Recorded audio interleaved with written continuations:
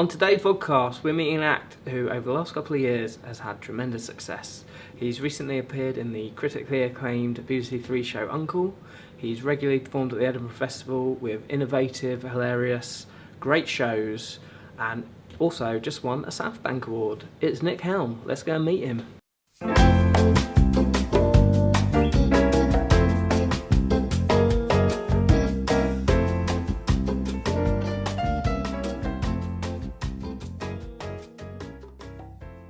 So, Nick Helm, how are you? You alright? I'm very well, thank you. Good. Yeah, looking at the audience, great. So, about 4 years ago, I've got this vivid memory of you lying on the stage at a gig that I was promoting in the fetal position, very distressed and not really wanting to do comedy anymore. Well, not necessarily not wanting to do comedy, not really host a gig. Well, hosting wasn't your thing. So I just want to know what's happened from that 4 years ago. Was this the gig? Now? Was this the gig that we did? That you ran in Camden Head, yeah. Camden Head, and there was me, and there was Sean Walsh, and there was Eric Lampert and Fergus Craig. Yeah. And we all had a night each. Yeah. And you're the only one who's still talking to me out of those four. Yeah. Well, I never forget the little guys. I never forget the pieces of shit that I climbed on to get to where I am today. Just how important was that night to your development? I think at the time it was quite a big thing. What did we call it? It was called Highway to Helm or something like that. And I remember we had a photo shoot, and it was all very... Because it wasn't 4 years ago. I think it was more like five years ago. 5 or 6 maybe. But I remember that because you ran the Fix at the time, and you had a way of presenting yourself as very professional and very intimidating and scary. And so when you offered us this chance to do a night each, it was kind of very flattering. And you organised a photo shoot that we all went to, and the photos came out quite good for that. Yeah, it was kind of a bit nerve-wracking, but yeah, I think it was one of those gigs where I decided to actually give up comparing. But I don't think it was... How many did I do? Did I do 2, I think? 2 or 3 maybe. 2 or 3. I think you still owe me £20 for... So anyway, the question was, like, what changed? What changed? Yeah. Because you've had a pretty meteoric rise the last couple of years. Like, everything's gone for you, and it wasn't like that to start in those days. Yeah, I think you were struggling quite a lot with why it wasn't going as well as you thought it should have.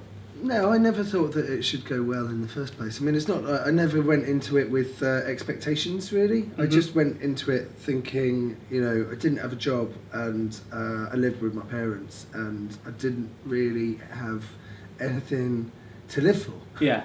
and so I gave stand-up a go. This is a tale as old as time. So I gave stand-up a go, and I enjoyed it, and I enjoyed being on stage, and because I'd always been like creative, and I enjoyed being on stage. But I also really, because I'd worked in theatre, you're kind of isolated within your own theatre group, and I did very low budget small stuff where I hung around with like me and maybe 2 or 3 other people, and that would be your group. So, and you were like, it was almost like, especially in Edinburgh, it was like your theatre company was a rival to another theatre company. Yeah. But what I enjoyed about stand-up was how, like, the sense of community you got, and how sociable it was, or how social it was. So you'd go out and you'd do 5 minutes when you started out. Yeah. And then the rest of the time you'd spend meeting people and chatting to people, not networking either. Yeah. But like I'm still in contact with you. Yeah. And I'm in contact with a lot of people that I started out with. Yeah. And because I loved all of that, I thought that was great, and it got you out of the house. Got you out of the house, and you had stuff in common with these people. Yeah. In a way that you didn't have things in common with people that you just happened to go to school with and stayed in the same city. Yeah. And never moved away. So that was good. But I think 2009 was kind of like, I did a show in Edinburgh called Bad Things Happen in Trees, and I think that was really the time. I came and saw it, yeah. I didn't have a process, because I had to put that together last minute. Wasn't it like way on the other side of Newtown? it was just sort of like, I think Prince's Street is kind of like... Yeah, the end of Prince's... Prince's Street starts off kind of like on that bridge where all the Native Americans do the thing, and then it goes up, there's sort of like an elbow, and my gig was kind of like where the armpit would be. It was kind of like on the armpit of Prince's Street, and because I had to put it together last minute, I was really embarrassed about the show. Why did you have to put it together last minute? Because I was meant to be doing a show with 2 other comedians from Brighton. Oh, right. And they couldn't be bothered to do a show, and there was talk of doing it as sketches but winging it every day, and I just thought that doesn't really seem like the sort of thing, you know, someone that has spent 7 months writing shows to put on in Edinburgh already since 2001.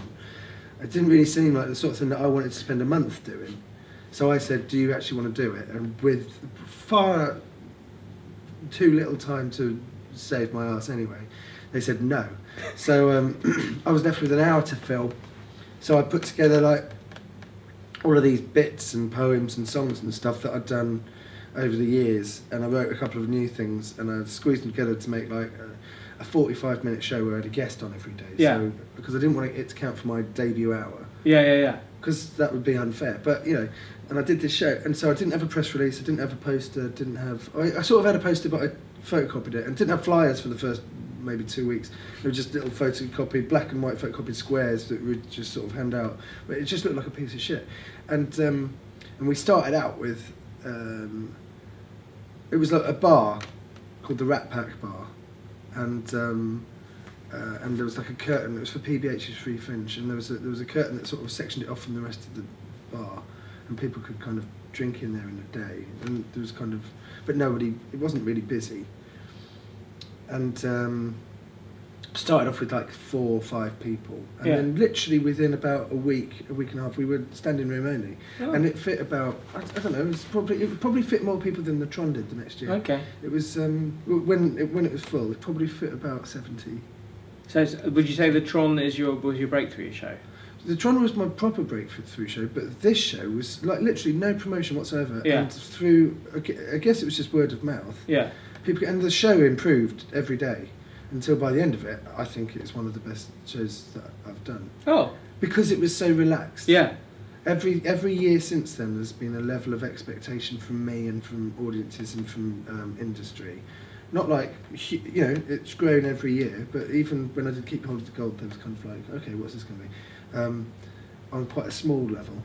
But that was the only year where it was just literally, no pressure. I've got an hour to fill, shit. And then it could have been anything, and it turned out to be something great. So every year I've kind of built on that. Mm-hmm. So I wouldn't say it was like a meteoric rise. It's taken about 5-6 years to get. No, I would agree, but I'm just saying recently it's gone.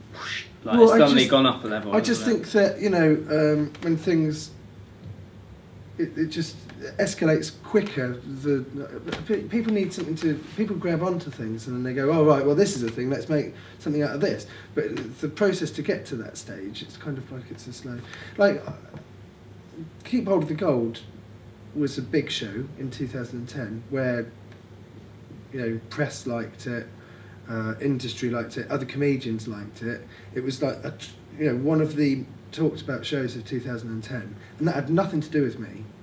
That was, I just tried to do a show, and then people kept coming up to me throughout the month going, God, people talk about your show. It's just like, well, they don't talk about it to me. Do you know what I mean? It's like I was just putting the show on. Yeah. So you don't really have any control over that, but people really like that show. But still, nothing really happened after that. I think maybe I did Russell Howard after that. Yeah. And then the Russell Howard thing. That led to, I guess it led to a bit more telly just before Dare to Dream, and then Dare to Dream got nominated, and then, you know, it's like definitely in stages. Dare to Dream led to Live at the Electric. Live at the Electric was This Means War, and that was a bigger show, bigger venue, and then One Man Megmith, and I got nominated again for that, and then that's led to Uncle. And the rest is history. Well, the rest is history, yeah. But like the Dare to Dream was the thing, and it's just mental the way it all happens. Because Edinburgh, like, some people are club comedians and they owe everything to being like in clubs and being good at jokes. Yeah. And I'm not really that great in clubs. I die a lot in clubs. But what I'm good at is putting together an Edinburgh show. And so when I did Dead to Dream in 2011, Henry Normal from Baby Cow came to see it. And I recognised him straight away. I think I'd done some writing for him just before. And he was in the front row. And then based on nice that... of him. Well, it was such a small venue. It was sold out, yeah. I know. But it was really inconsiderate of him. Yeah. And he was sat in the front row. And then after that, I did my blaps with them because Channel 4 said, who do you want to work with? I said Baby Cow. Baby Cow don't work with Channel 4, but we sort of did that. And then because of that, the script came in for Uncle, and Henry Normal just gave it to me. Yeah. He said, I didn't even have to audition for it. He just said, we've just worked with you, you can have that. So then we did the pilot. Then I did a radio show. But you know what I mean? It's just kind of just mental the way it happens. I did my blaps because I love Alan Partridge. Yeah. And I love Steve Coogan, and I love I grew up watching all of that stuff. Tony Freno specifically. And who would you want to work with? You want to, well, let's push it, and then you work with Baby Cow, and then all of a sudden you've got your own... I mean, you'd already worked with me, so... I'd already worked with you. Plus, I don't think you had any cameras back then, so it would have been harder to... Yeah, I was still living in the 18th century with print. Yeah. It's always disconcerting when you go around Harry's house and you go into his basement and you've got all these cardboard boxes with on tripods with lenses drawn on them, and then he makes you strip. So what I wanted to ask you as well is, like, so when you started doing stand-up, obviously you mentioned earlier you came from a background of playwriting, like, and you're not a traditional stand-up. So how did you approach the art of stand-up? How did you imprint what you do now on the art form of stand-up? Because it wasn't, not many people were doing that sort of thing at like six years ago. Well, no one was doing that sort of thing 6 years ago, but now it seems... yeah, no, definitely. Yeah, you've got to have a one-liner and say, in your face, mama. After, I don't know. But did you sit down and say, what, this is how I'm going to do stand-up, or was it just something that came naturally from you doing stand-up? With the one-liners, I had my first 5-minute gig coming up at the King's Head, and me and my mate were down the pub, and we said, wouldn't it be funny to do a one-liner and then afterwards go, wallop! Like, oh, wallop! So you'd go, you know, I've just... I know a dentist that's written a book. He's an orthodontist. Wallop! Right? And that, you know, my big white bear likes fucking men, likes fucking women, and suffers from tremendous mood swings. He's bipolar. Wallop! Right? And that was kind of like that, and then that's kind of... But everything that I've ever done on stage, I've always been convinced that it is entirely mainstream and just standard. When people came up to me and they said, well, you're a bit weird and stuff, I was hurt because I just thought it was funny, and I still think that if it's funny, it's funny. Yeah. I recently did a tryout at the Soho Theatre for Jack D thing. Okay. Jack D is my, in terms of straight stand-up, Jack D is my comedy hero. Yeah.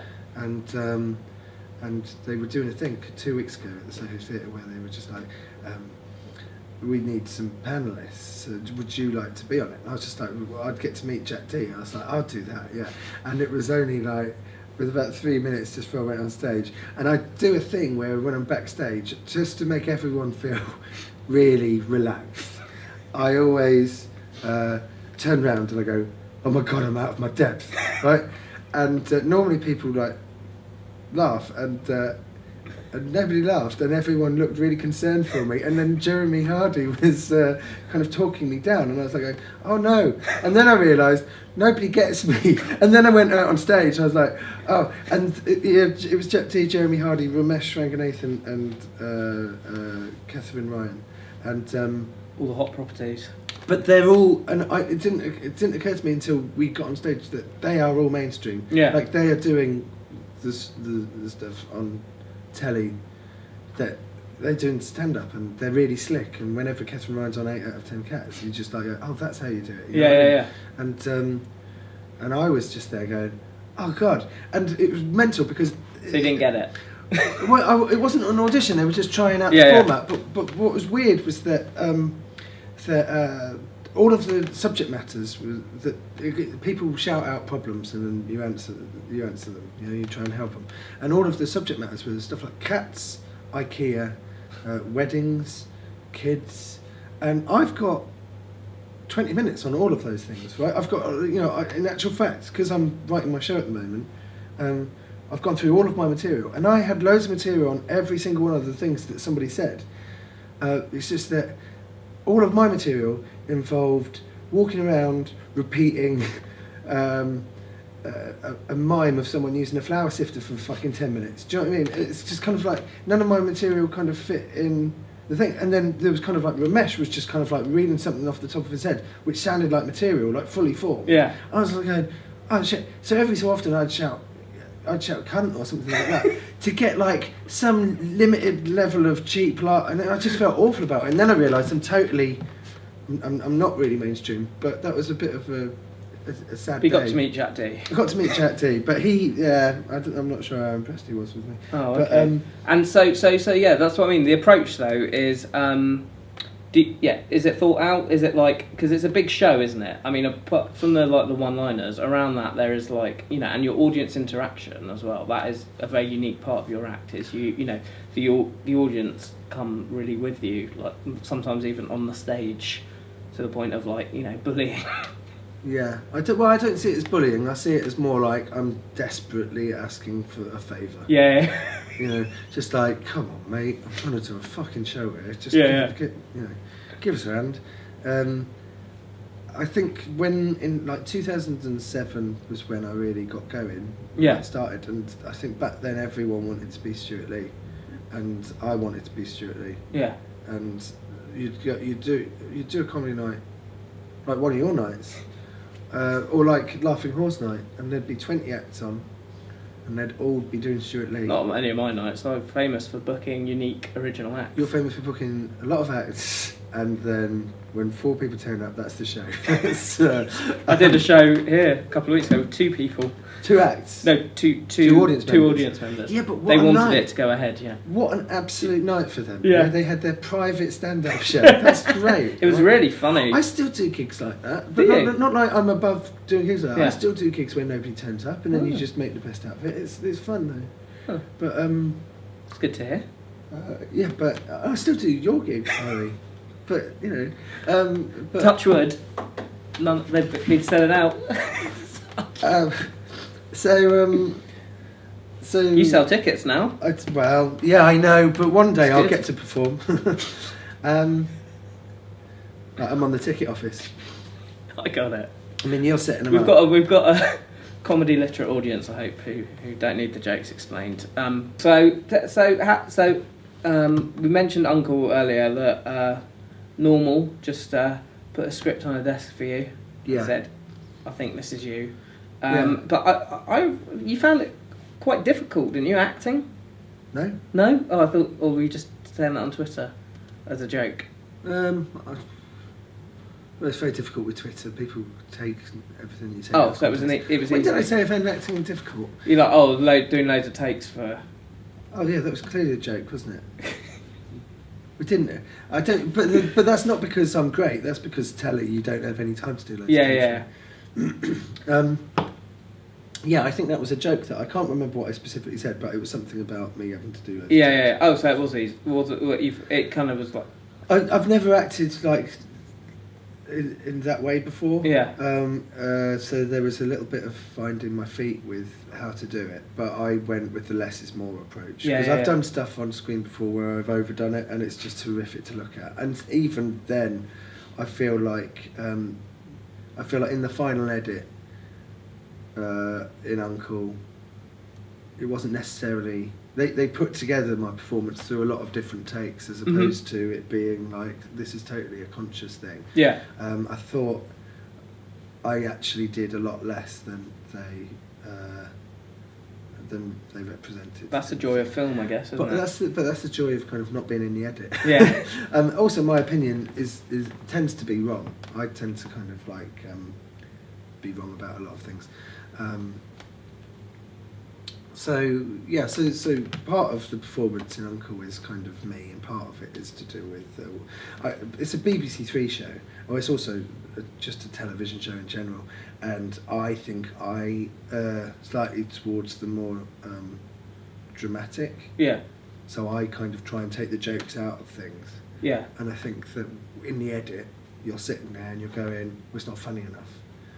And then you kind of put together, and also you're crunching down the amount of time you've got. Yeah. Because we have 28-page scripts that end up ballooning into kind of like 40-minute episodes. And Yeah. you've got 12 minutes to cut somewhere. So everything comes across as very tight. And so do you think you'll approach it differently? It's got a second series, hasn't it? Yeah, we're filming in October. Yeah. I don't think I'll approach it differently. I think people... Well, you'll be better, I guess. Hopefully I'll be better. But I didn't think I was that bad. I mean, I'm very self-critical, but I mean, I didn't. Oh no, you weren't bad at all. I didn't think I was that bad in it. I was actually really pleased. Yeah. But you know, it sounds like you're just being, you know, disingenuous. But in actual fact, when you're acting with people like Daisy Haggard, who played my sister in it, you know, and Connor Neal, Yeah. it actually does raise your game, because you're there going, shit, these are proper actors, and then you panic, and then you pull it together, and then you know, working with good people makes you better. Yeah. I think, and everyone around me was so good. Even Elliot, the kid, he was amazing. Yeah. You know, and when we had scenes, you know, there was a scene of just us on a park bench, and there was another scene where we were eating sushi. And there was scenes in the car, and those would be the easiest scenes to film in general, because we've both got the mind of an 11-year-old. No, because they were. And that's the premise. That's the premise. They were the easiest scenes to film a lot of the time, because we just get on with it. Yeah. I think there was the scene that I like the most is the scene when in the 6th episode where we're both eating sushi, and it would what you'd do is you'd film a 2-shot, and then you'd film close-ups on him or close-ups on me, and then you'd switch and do the close-ups, and that's generally, you'd get like the overall thing, and then you'd go into the close-ups. Yes. And so you'd have to do it, you know, 3 times that way, 3 times that way, 3 times that way, and it would kind of like take maybe an hour and a half, you know, to do each scene. Oh. And with that scene, we had 40 minutes before the end of the day, and it was quite a lot of dialogue from me, and I hadn't looked at the scene because it was meant to be filmed the next day, and I just looked at it, we ran through it, and then we filmed it, and you know, I think we had 45 minutes to film it, and we did it in 40, and it was brilliant. It was one of the best ones in it, I think, and me and Elliot worked really fast and well together. I think it'll be different now that he's grown up and he's good looking, and all the attention will be on him, and they'll be going, yeah, Nick, do you mind just stepping out of shot a little bit? And then it's going to be they're going to change the title of it this time to Nephew. Yeah, it's going to be called Nephew, and yeah. So, but yeah, it was genuinely one of the. When I do Edinburgh, there's so much stress, and I'm in charge of so many different details. Yeah, from costume to props to all this stuff. That when I did something like Uncle, and all I had to be responsible for was me, it was brilliant, and then you could just enjoy everything. And, and just enjoyed everything about it. It was one of the best experiences I've ever had doing that, regardless of the outcome. You know, if the project ended up being a pile of shit, I'd have still enjoyed it. Yeah. But I probably wouldn't have enjoyed it that much, actually. But yeah. Cool, man. Let's do some quickfire questions. Oh, that never works. Is that a joke? Is that like me? Because this side works. Oh, I didn't even know I should do it that way. You should do it that way. Yeah. This side doesn't have a knob on it. Yeah, that's probably why I didn't open it. Oh god, I leant down there to see my massive secret shame. So. Go on, I've got an A in woodwork at school. Oh, you've actually changed it around. Well, you've actually fixed this table. No need to say, I'm not going to open it again. No, maybe I will. Thanks, Nick. Go on, have a go.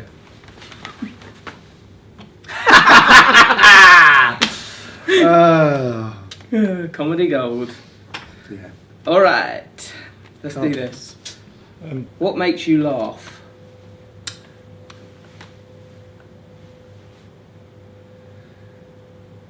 Apart from me opening a drawer. Other comedians and things that are funny. I don't know. I don't watch a lot of comedy on telly because it's a bit of a busman's holiday. So I end up watching cookery programmes. Yeah, I find when I watch comedy, I'm like, that works. That was a good joke. Oh, I didn't like that. Or I watch stuff because I want to not like it. Yeah. And you realise that you're becoming a cunt, and then you go, do you know what? I don't need to watch any more of this. I'll stop. That's the difference between me and you, self-awareness. Yeah, well, I get it all out when I'm on stage, so I don't need to go home and be a cunt. I can just, whereas I don't have that opportunity. You don't have that opportunity. Not at the moment. Yeah, because even when you get on stage and do it, you realise there's only 2 people in. I've got so much more to give, so much more bile to vent. I just stuff makes me laugh. I don't know, not loads. Yeah. But it's like that. You just watch stuff very analytically. Mm-hmm. When was the last time I laughed? When I opened that drawer, you were laughing a lot there. Yeah. All right, which brings me on to who don't you get? Who don't I get? Yeah, who either I just don't get that guy or girl.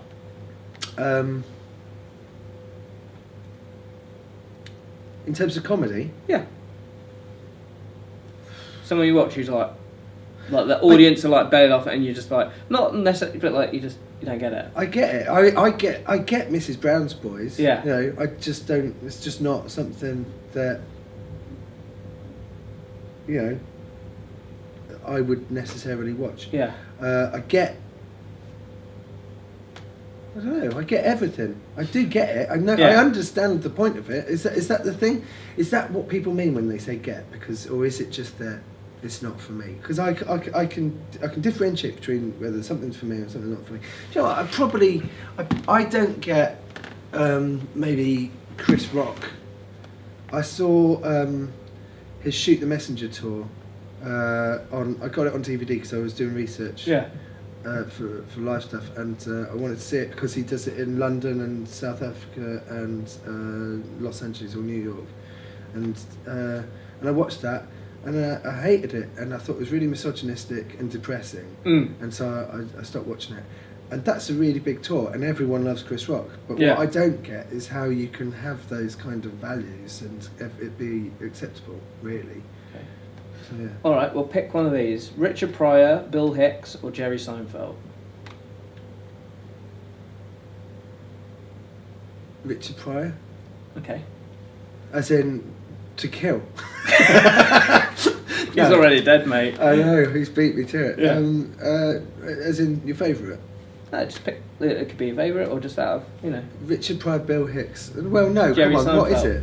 What? Where's it going? Well, there's nowhere. Just asking you to pick one, and maybe tell me a bit about why you picked the one you pick. Yeah, but then you're going to reveal, right? No, it's literally it's just a talk, like a point, Okay, well, I'd say I think you've got to base pretty much all 3 of their careers on footage that you've seen as opposed to seeing them live. Yeah. And out of the stuff that is there, I think Bill Hicks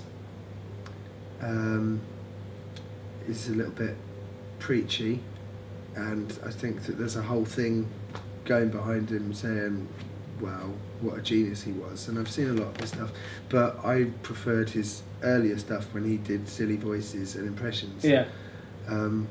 I think he's got a lot of. He's responsible for a lot of things that we do in stand-up today, and that's all very well and good. But I wouldn't really choose to sit down and watch Bill Hicks. Yeah. Jerry Seinfeld, I've got one of his live stand-up shows, and it's fine. It's just a lot of jokes. I'm rewatching his series at the moment. Yeah. And I do love it, but I do feel it's aged a bit. Okay. And I prefer Curb Your Enthusiasm now. And Richard Pryor, he did that one gig.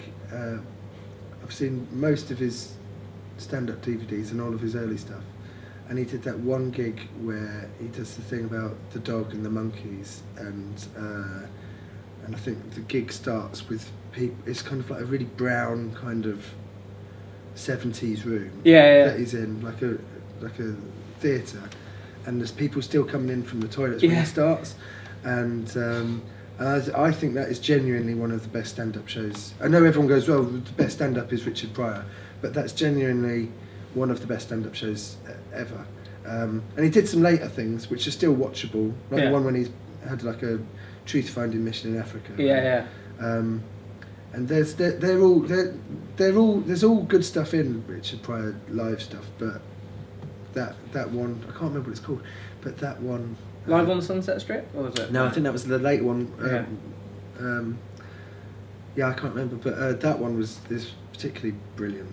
Okay, that was the wrong answer, by the way. But yeah. What was the? It's literally just. I reviewed that Bill Hicks film for the Fix once. Yeah. We went to see it together. It was good. It was good. Best gig you've ever done? It might be one of the gigs that I've done at MacFest, maybe 2 years ago. They do a thing. My friend Henry Widcombe runs MacFest, and they needed a closer. And in the past, they'd had Stuart Lee and Richard Herring and Daniel Kitson, and I did it. I was the next person to do it, and it was really nice of him to make me to put me on and do that. But I rose to the challenge, and I really did a good gig. Oh, cool, man. I did like a 2-hour music gig for them, which was funny, but it was like all of like greatest hits and nothing like that. And I couldn't stand up afterwards. It was like I'd used my diaphragm so much that I'd kind of like I was absolutely physically exhausted. I had so much adrenaline in me that I couldn't sleep at all. So I didn't sleep for like a 24-hour, 48-hour period. Wow. I just, but that was an amazing gig. That was really great. We tried to do something similar this year again, but it didn't have the. Same. Yeah, do you know what I mean? It was good, but we knew that we could do it. But we'd never done anything like that before. It was me and David Trent on guitar and Chris Boyd on drums, and Jamie Spencer is my guitarist. Cool, man. It's great. And the worst gig you've ever done? The worst gig I ever did was a corporate gig, where I just did it for the money. Every time I do anything just for the money, it's always the worst thing that's ever happened. And to be fair to me, I'm not really in this for the money, but every so often I look at the fact that I can't afford shoes or something like that, and I go, you should just do something for the money. And then I looked at who was doing it, and Josh Widdicombe was doing it, and I think Lucy Porter was doing it at the time, and I said, yeah, fine. And they were paying me a lot. Like, fine. But I double checked that they knew who I was. Yeah.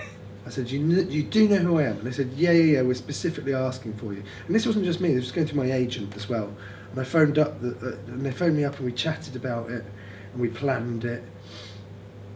And I kind of like put together a show, and I tested it out places and went like, that's a good. I had to do 15 minutes, and they were paying me a fuck lot of money to do 15 minutes.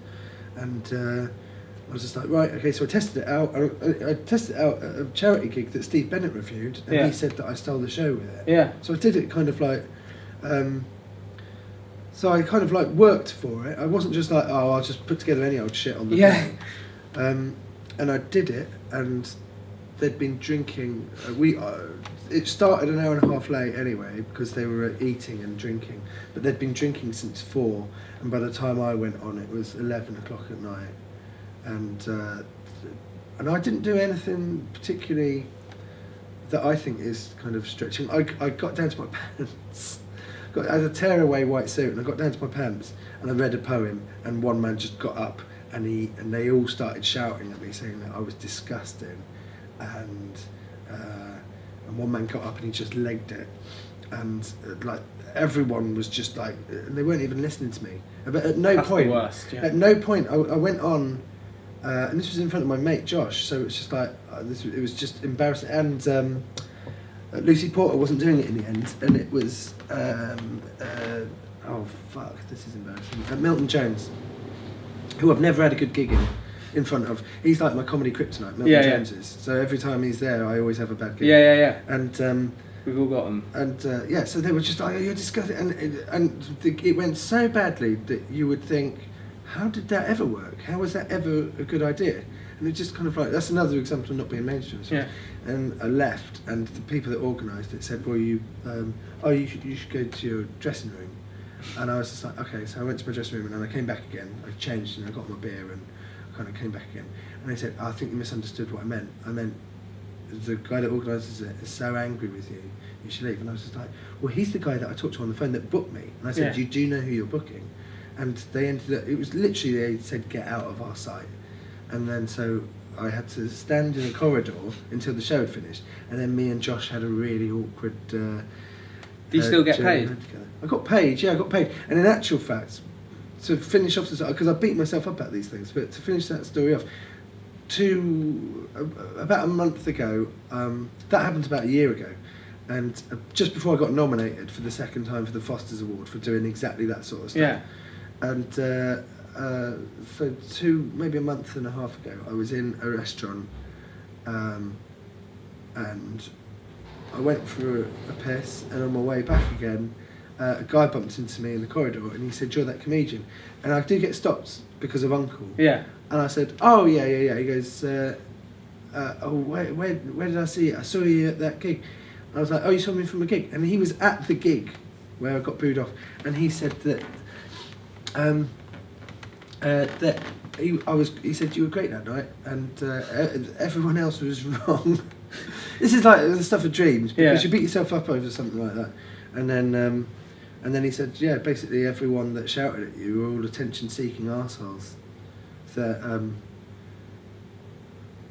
Wow. do you know what I mean? So it gave me a bit of closure on it, but it was really nice of him to stop me and say that. Oh. Because, you know. And you got a nice big never paycheck happens. as well. I got a lovely paycheck. Spent it all on prostitutes. I fucked the misery away. Okay. Well, I've got a couple more questions. Funniest person you don't know. Funniest person you know who doesn't work in comedy. You? Okay. And if you weren't a comedian, what would you be doing? And look, I don't want to be like a musician, so non-artistic. Okay, well, yeah, that's fine. I think aside from doing comedy, I think one of the things I've always kind of wanted to do is, and no other artistic outlet, and I'm not a musician and I'm not any of those other things, I would like to own my own pub, and I would like to have that sold good food, good drink, and would have kind of like a performance area where I could put on, where I could have events put on and stuff like that. Oh, cool. Like a theatre bar maybe, but that's still artistic, I suppose. Like, as a memory to your... Oh, you're a true artist, Nick, fair enough. It's just in me. Yeah, the arts is in you. Alright, last question. What's your favourite comedy club to play? Always be comedy, I have to say, down at the Tommerfield. I think, it's local to me. Yeah. And it's one of those It things... counts for a lot, doesn't it? I can literally walk home from there. Yeah. But that's why I love this gig as well, because it's like 10 minutes from my house. Yeah, but it does count for a lot. But I love it, and the audience are really amazing, and they're always up for it. That aside, always be comedy. I love gigging here. I think this is a really great room. I enjoy it because there's a tiny little dressing room just over there that you literally have a standing room only, even when there's only 4 acts, and you're all stood there and you're whispering, and it because you don't want to be heard on stage, and it really is basically, it's everything that I loved about comedy when I first started doing it, which was like all of the community and the companionship and the social side of it, and I really love that. And I love doing, I don't really like doing big gigs. I like doing smaller gigs where you can really kind of have fun, and there's no pressure. I feel a lot of pressure when I do big gigs. Of course. So you end up going through the motions, but when you do a smaller gig where it doesn't matter, you can kind of literally just have a lot of fun with them. When you do a fucking massive tent at Latitude, you're literally on autopilot, just trying to save your ass and not die, and not die. Cool. And not have people throw stuff at you. But when you're doing a small gig, you can really kind of get your point across, and it's fun. Wicked. Well, that is the end of the interview. Well, thank you very much. Thanks, that was great. I really enjoyed it. Yeah, it's good fun, wasn't it? It wasn't too self-indulgent or anything like that. Well, it was. Well, you always intend you're being self-indulgent, aren't you? But there's a fine line between saying something of value before you die and just being a dick. All right, got anything to plug, by the way? I've got my phone needs charging. Oh yeah, you've got an album. You can buy Nick Helm's album, can't you? What's it called? Heavy Entertainment? No, that's the name of my TV show that's coming out. My album's called Hot Can't and say I Heavy. don't do my research. No, it's confusing, isn't it? It's confusing. Hot and Heavy. Hot and Heavy is... Uncle, is that coming out on DVD? Uncle is coming out on DVD in January, but I don't think Oh, what? How did they do that? Should have got a Christmas market. I'll tell you what, stop asking me to release the songs from Uncle on CD or on iTunes. If it was in my hands, of course I'd have fucking done it by now, right? It's completely out of my hands. My album, Hot and Heavy, has got none of the Uncle's songs on it, right? So don't come at me, right, and say, oh, I'm a bit disappointed with your album, didn't have any of the Uncle songs on it. Look, use the fucking internet and research it. The album came out before Uncle came out, right? The songs for Uncle weren't even written by the time that I wrote the fucking album. The album consists of the 11 or 12, if you buy the actual CD, of the best tracks that I've written over the last fucking 10 years of my life, right? The songs in Uncle, although are good, they took me a week to write, yeah? All of them, right? And they're in Uncle, and you can get them on TV, and they're on YouTube, right? One day, the BBC will release them, and it'll probably be when Series 2 has come out, and there's 6 tracks, and then we can release them as a CD. But at the moment, each of those tracks is a minute and a half, right? They're a minute and a half each, right? Except for No Survivors, which we bumped up to 3.5 minutes, right? They're a minute and a half each, right? And there's only 5 of them, I think. What a fucking amazing album that would be, right? It's out of my hands. If it was up to me, you'd have them for free, all right? But it's not up to me. I've got no control over it. I'm sorry. I thought that releasing an album 7 months before I wrote the songs from Uncle would be enough for you to keep you going. That's honestly, I worked so hard on that album, and all I get is grief from people saying, songs from Uncle aren't on it. And you go, yeah, I know. They literally didn't exist. They didn't exist. You know, and I'm the cunt, am I? Unbelievable. And, you know, everyone's washed their hands of it and said, well, look, we'll let Nick field all the questions, won't we? Everyone on Twitter will get in contact with Nick about all of the songs from Uncle, and everyone at BBC, everyone at Baby Cat, everyone just fucking stands back and lets me have to do all of that. And I'm the one that's like going, are you going to release the songs yet? And they go, no, not yet. And then I've got to go back and tell each person individually. And you can't, on Twitter, you can't just like say, hey guys, you can't just like release a press release that everyone will look at. You know, you can go like, songs from Uncle aren't going to be available till next January, because you write that once, that disappears down the fucking merry river of fucking Twitter, and then people just want individual. You wouldn't, you know. When somebody emailed me the other day, they said, when's Uncle coming out, right, on DVD? It says, I don't know when Uncle's coming out on DVD. You wouldn't email Eddie Murphy and ask when the fucking Beverly Hills Cop fucking box set's coming out on Blu-ray, would you? Fucking, I don't know. It's nothing to fucking do with me. What about asking me stuff I do know about, which is, when am I doing my Edinburgh show, which will be on the 11th and 12th of August in 2013. 2014. But 2014! I've lost a year on you, right? And you just take so much of me. I haven't seen my family in months, you know? It's just, I just give, and you just say one nice thing back to someone when they tweet you, and then you take a mile, don't you? Yeah, they all. It's like you're like piranhas. Oh dear. Well, anyway, yeah, cool man. So what are you up to now? That's it. I'm trying to work out what's happened to the last year. Yeah.